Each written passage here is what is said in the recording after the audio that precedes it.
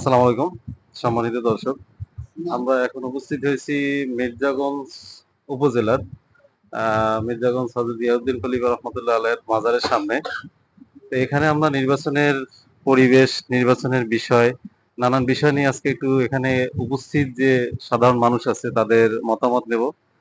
আহ কোন প্রার্থীর অবস্থান কেমন, নির্বাচনের সার্বিক পরিস্থিতি কেমন, আর বিশেষ করে আমাদের বেশ কয়েকদিন আগে এখানে একটা ঘূর্ণিঝড় রেমাল চলে গেছে।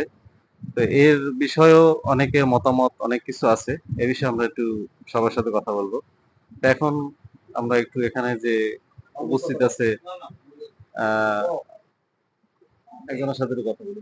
কার সাথে কথা বলি? তো ঠিক আছে, আমরা এখন কথা বলি। এখানে একজন উপস্থিত আছে জনাব মনির গোলদার, তার সাথে আমরা একটু সার্বিক বিষয় নিয়ে কথা বলি। তা আমাদের তো নির্বাচন স্থগিত হইল এই ঘূর্ণিঝড়ের কারণে। তো সামনে আবার একটা তারিখ ঘোষণা হয়েছে ৯ তারিখ।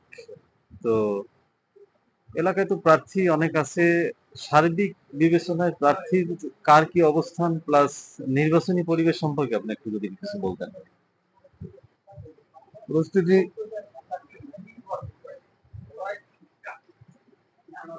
এই দুর্যোগে এলাকা তো ধ্বংস পথে। যেমন রাস্তাঘাট ভেঙে গেছে, ঘর বাড়ি তলায় গেছে, অনেকের বাড়ি ঘর ভেঙে গেছে, পুরোই নিয়ে গেছে, অনেকের ঘরের টিন নিয়ে গেছে। এই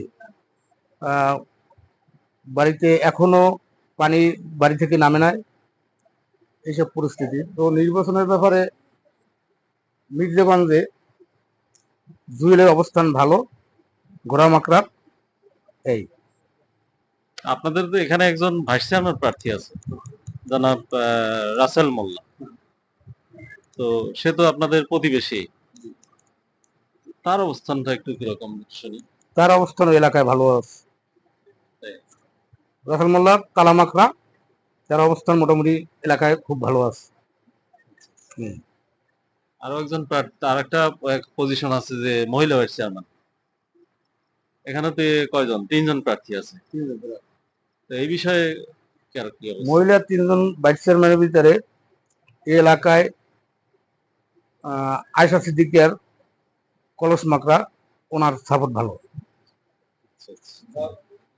ধন্যবাদ জনাব মনির গোলদার। তো আরেকটা বিষয় আপনার কাছে একটু জানতে চাই, সেটা হচ্ছে যেহেতু কয়েকদিন আগে যে ঘূর্ণিঝড়টা চলে গেল, তো আপনারা যে প্রার্থীরা আছে তাদের কাছ থেকে আপনার সাধারণত এখন তো তারা দেওয়ার মতো তেমন কিছুই তাদের নাই, তারপরও একটা সমবেদনা বা তাদের একটা আইসা সান্ত্বনা দেওয়া, এরকম প্রার্থীদের কাছ থেকে কিরকম পাইছেন আপনারা সারা? প্রার্থীরা সব প্রার্থীরাই অত্র এলাকায় আসছে এবং ঘুরিয়া দেখছে এবং সমবেদনা জানাই গেছে।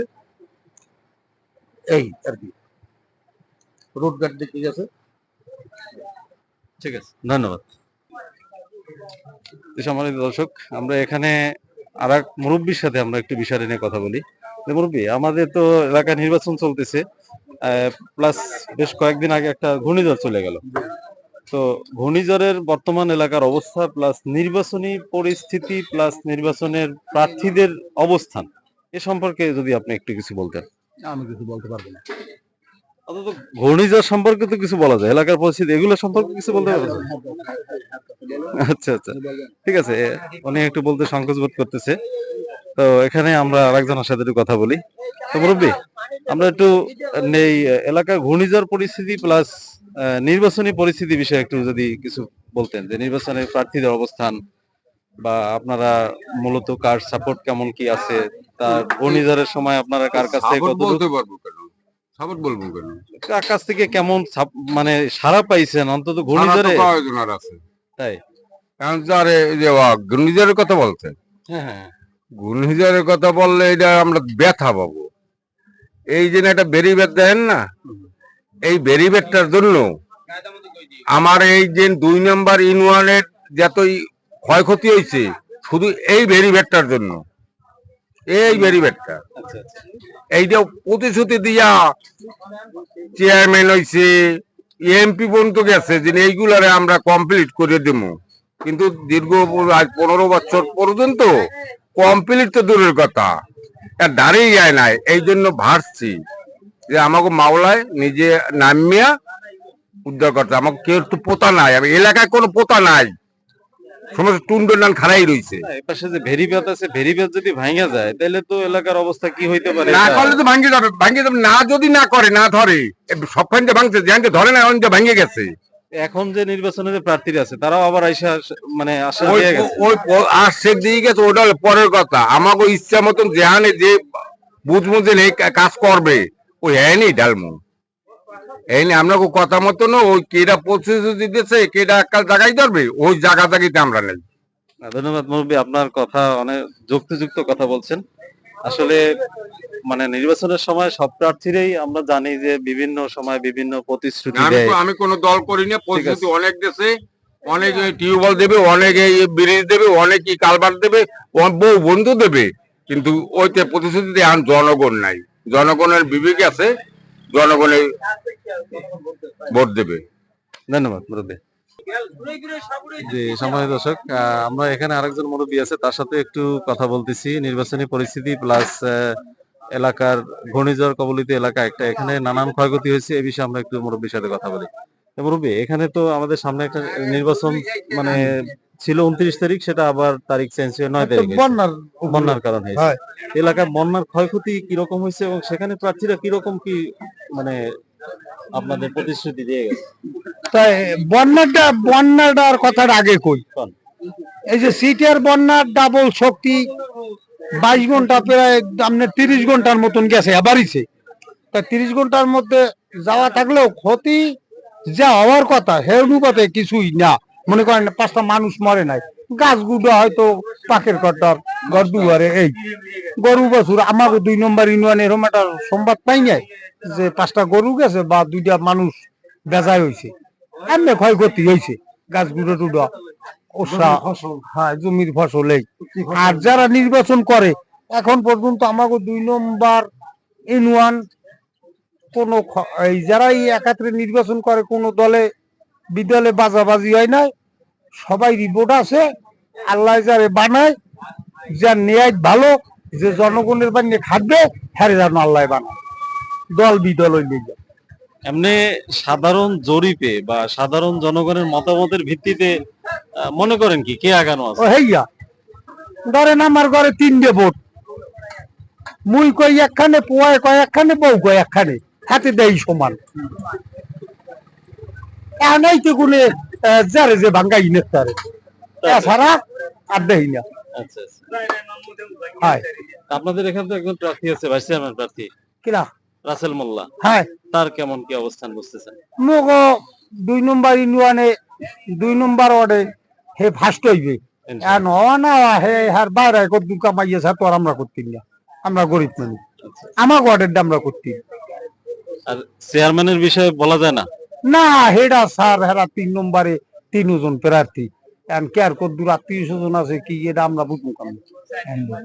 4 নম্বরে পুরান চেয়ারম্যান যারা আল্লে বা এখন নতুন আইছে, দেই জুয়েলের লগেও আছে, আব্বাকারের লগেও আছে, সমান আছে।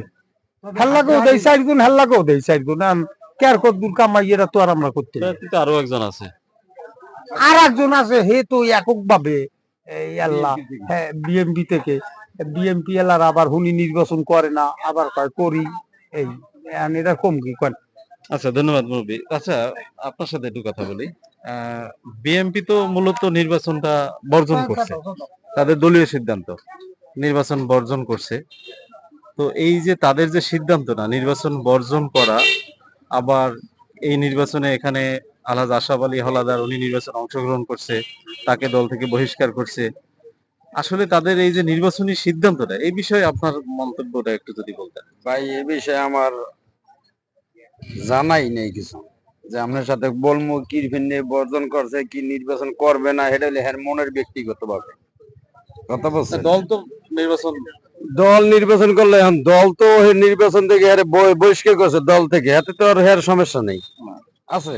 যারা বিএমপি করে হেরে বিএমপি এলারাই ভোট দেবে, আরো তো আশপাশে যদ্দূর পারে কামাই করলে করতে পারে, আর না করলে না করতে পারে। আর যদি আরো 10 জন আনতে পারে এ তো নির্বাচন করবে। আর নির্বাচন না করলেও হের কিছু হইবে না, আর করলেও কিছু আমাকে কোনো ভয় দেবে না। আমরা যারা খাটনিদের মানুষ খাইতেই হিয়া জীবন, আমাকে 5 টাকা কোনো উপকার হইবে না। আর মনে যারে চায় ভালো যারে লাগে আজ পর্যন্ত কেউ এক কাপ চাও খাই না যে মুখের ভোটটা দেওয়াই লাগবে চা খাইয়া, কথা বুঝছেন? কিন্তু আমার 10 দিনে যদি চা খাইতে, তাই 5 দিন না খাইলে কি হইবে? আপনি বিএনপির যে সিদ্ধান্তটা যে নির্বাচন দ্বারা নির্বাচনে আসবে না, কোনো নির্বাচনে আসবে না, এই সিদ্ধান্ত কি তাদের ঠিক আছে মনে করেন? আমার পক্ষে হ্যাঁ ঠিক আছে, আমাকে পক্ষে ঠিক আছে কিনা এটা আমরা কইতে পারবো না। হ্যাঁ ঠিক আছে, হে ঠিক যদি না থাকতে তাহলে আইতে না। আমি ওইটা জিজ্ঞেস করি না। আমি জিজ্ঞেস বিএনপির যে দলীয় সিদ্ধান্তটা, তারা কোনো নির্বাচনে অংশগ্রহণ করবে না এই সরকারের অধীনে, এই সিদ্ধান্তটা কি এটা আমার পক্ষে জানা নাই, জানা না জানা তারপরে তুমি এই পাশে গেলা কা সাংবাদিক কথা বলছেন? এটা আমার পক্ষে জানা নাই। আসসালামু আলাইকুম। জি দর্শক, আমরা এখন একজন স্যারের সাথে কথা বলবো। এখানে এলাকায় একটা ঘূর্ণিঝড় চলে গেছে, এই সার্বিক পরিস্থিতি, এলাকার পরিস্থিতি, এগুলো তো তারা সবাই স্বচক্ষে দেখছে। এই বিষয়ে একটু তার সাথে কথা বলি আমরা। আচ্ছা, আসসালামু আলাইকুম। ওয়ালাইকুম সালাম। আমরা তো জানি যে গত কয়েকদিন আগে আমাদের এলাকায় একটা প্রলয়ঙ্কারী ঘূর্ণিঝড় চলে গেছে। আসলে এই এলাকার বর্তমান অবস্থা এবং সরকারের পক্ষ থেকে বা মানে প্রার্থীদের পক্ষ থেকে বা থানা উপজেলা পরিষদের পক্ষ থেকে কেমন কি আপনারা এখানে এলাকার মানুষ কতটুকু সাহায্য সহযোগিতা পাইতেছে? ধন্যবাদ আপনাকে। আমাদের ইতিপূর্বেই পলায়নকারী রোমাল এই মির্জাগঞ্জ উপজেলায়, বিশেষ করে কলাপাড়া এবং তার সন্নিকটে আমরা মির্জাগঞ্জ উপজেলা, সেখানে অনেক ক্ষয়ক্ষতি হয়েছে, বেড়িবাঁধ এবং এই মির্জাগঞ্জ পটুয়াখালীর যে মহাসড়কের এখান থেকে পানি উপচে পড়ে বিভিন্ন ক্ষয়ক্ষতি হয়েছে এবং ব্যাপকভাবে গাছপালা এবং ঘরবাড়ির ক্ষয়ক্ষতি হয়েছে। এই ক্ষয়ক্ষতি পোষাবার জন্য গণপ্রজাতন্ত্রী বাংলাদেশ সরকারের মাননীয় প্রধানমন্ত্রী এবং সে কলাপাড়া সফরই করছে ইতিমধ্যে, এবং বিভিন্ন ত্রাণ উপজেলা নির্বাহী কর্মকর্তার মাধ্যমে বিভিন্ন জায়গায় ত্রাণ সামগ্রী পাঠাইছে, কিন্তু সেগুলা এখনো বন্টন হয়তো হয় না বা চলমান আছে। সেহেতুই আমাদের এই যে ক্ষয়ক্ষতি হয়েছে, এই ক্ষয়ক্ষতিকে পুষাই নেওয়ার জন্য অনেক সময় প্রয়োজন হবে, তবে সরকারের প্রতি এবং প্রশাসনের প্রতি সজাগ দৃষ্টি রাখার জন্য সর্বোপরি সাধারণ জনগণ যাদের সুষ্ঠু সুন্দরভাবে থাকতে পারে এবং পরবর্তী এই ক্ষতি পুষাই উঠতে পারে সে ব্যাপারে সহযোগিতা করার জন্য সরকার এবং প্রশাসনের প্রতি দৃষ্টি কামনা করছি। সকলকে ধন্যবাদ। ধন্যবাদ। আসসালামু আলাইকুম।